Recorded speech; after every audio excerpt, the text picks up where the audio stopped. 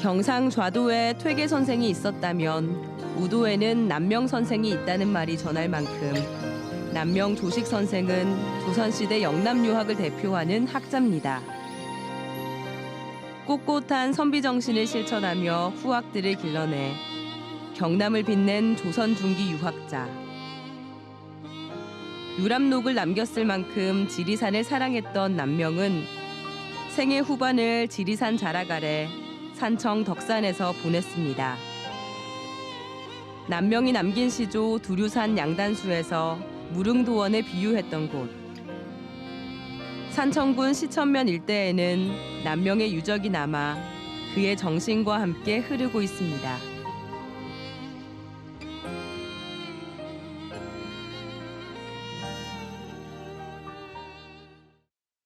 경남 산청을 대표하는 인물하면 많은 분들이 남명 조식 선생을 떠올립니다.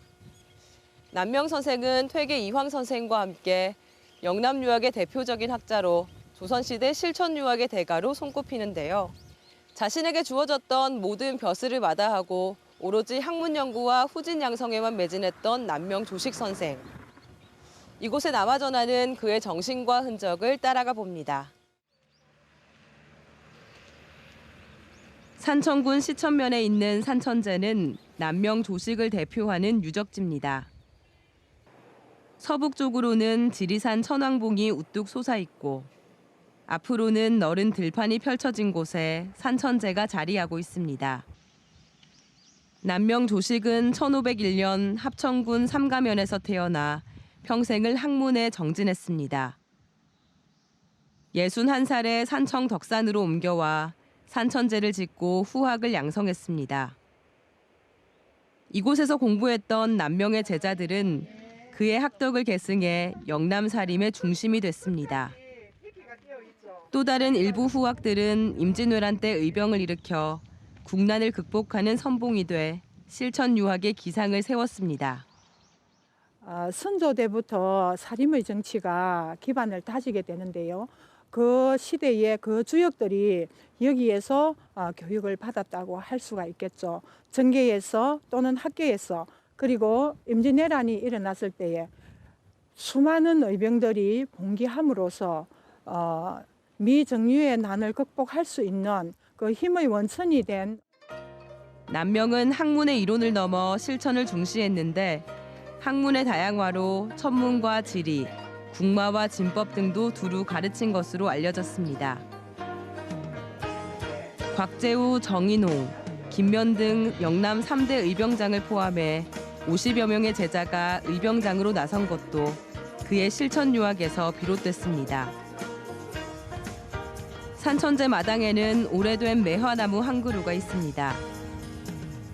이 매화나무는 산천제를 지을 당시 남명 선생이 직접 심었다고 전해져 남명매라 불립니다. 매화나무는 세한사무라 해서 우리 선비들이 절개를 상징하는 나무로서 우리 선비들이 이 매화를 통해서 고든 절개를 드러내기도 했지 않습니까? 남명 선생님 역시 이 매화나무를 심으시면서 나름대로 선비의 기상을 기대하시면서 심으신 것이 아닌가. 산천제에서 그리 멀지 않은 곳에 덕천서원이 있습니다. 선조 5년인 1572년 남명이 72세의 나이로 별세하자 4년 뒤 그의 학덕을 추모하기 위해 최영경, 하항 등 사림들이 세운 곳입니다. 대문으로 들어서면 교육공간으로 쓰였던 경희당과 유생들의 생활공간인 동제와 서제가 나란히 자리하고 있습니다. 덕천서원은 임진왜란 때 화재로 소실됐다가 1602년 다시 중건됐고 광해군 때 국가로부터 현판과 토지 등을 하사받아 사액서원이 됐습니다. 태계 유황 선생님의 도산서원, 해제 이현적 선생님의 옥산서원과 더불어 영남의 상삼성으로서 확실히 자리매김하여집니다. 1609년 덕천서원으로 사역이 됨으로써 그 후부터 지금까지 덕천서원으로 명칭을 유지하고 있는 것입니다. 이 덕천 서원이야말로 남명학의 산실이며 남명 정신을 지금까지도 계승하고 있고 덕천서원은 이후 조선말 흥선대원군의 서원 철폐령으로 헐렸다가 1926년 복원됐습니다. 남명의 학덕을 기리고 유물을 보존하기 위해 세워진 남명기념관. 남명 탄생 500주년의 설립이 추진돼 3년 만인 2004년에 완공된 곳으로 이곳에는 서적을 비롯한 그의 유물과 유품 등이 전시돼 있습니다. 실행에 중점을 두고 평생 학문과 삶이 일치되는 것을 강조했던 남명 선생. 남명 기념관에는 그의 사상과 신념을 표상하는 성성자와 경이검이 전시돼 있습니다.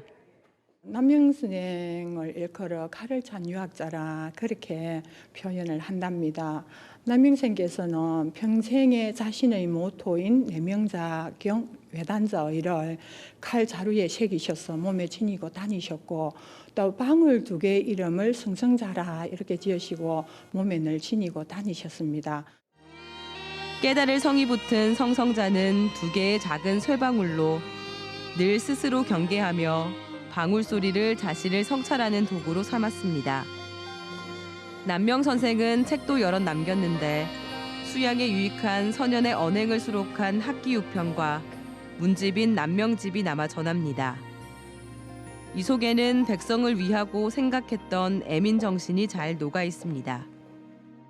남명쌤 문집 중에 미남부라는 작품 속에는 남명쌤의 정치 철학이 강하게 표출되어 있습니다. 미남부라는 뜻은 백성이 위험한 존재라는 뜻이에요. 백성을 물에 비유하셨거든요. 그런데 그 물이 띄우는 것은 배잖아요. 그러니까 배에 물일 수가 없다는 거예요. 물을 위한 배가 있을 뿐이라는 뜻이에요. 남명이 별세하자 선조 임금은 인자한 나라의 큰 어른이라 칭하며 제문을 내렸고 광해군에 이르러 문정이란 시호와 함께 영의정에 추중됐습니다. 기념관 마당에는 우암 송시열 선생이 쓴 신도비와 각종 비석도 세워져 있어 남명 선생에 대한 당대의 평가를 확인할 수 있습니다. 출세를 위한 형식적인 학문은 버리고 몸소 실천하고 행동하는 학문을 강조하며 직언을 아끼지 않았던 남명 선생. 경으로 마음을 곧게 하고 의로서 실천하라는 가르침은 아는 것에 그치지 않고 실행에 옮기는 실천 철학을 말합니다. 500여 년이 지난 현대에도 남명의 학문이 빛을 보는 이유입니다. 사람이 자기 자신의 마음을 온전하게 밝히고 세상을 살아가면서 절대로 불의와 타협하지 않는, 즉 뭔가에 대해서 잘못된 일에 대해서 부끄러워할 줄 아는 마음을 가지고 살아가는 자세, 이런 것들이 남명 사상을 통해서 오늘날 우리가 본받아야 될 가장 중요한 점이 아닌가, 이런 생각도 해봅니다. 남명의 선비 정신을 계승하고 배우기 위해 지금도 많은 이들이 이곳을 찾고 있습니다.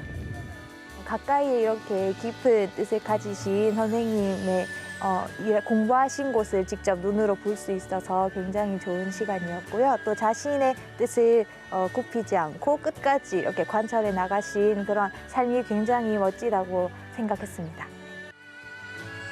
살아생전 13번의 벼슬이 내려졌지만 모두 고사하고 제야에서 처사의 삶을 살다간 남명 선생. 그가 전하고자 했던 사상과 학문은 지금까지도 면면이 이어지며 경남 지역 정신문화의 뿌리를 이루는 소중한 자산이 되고 있습니다.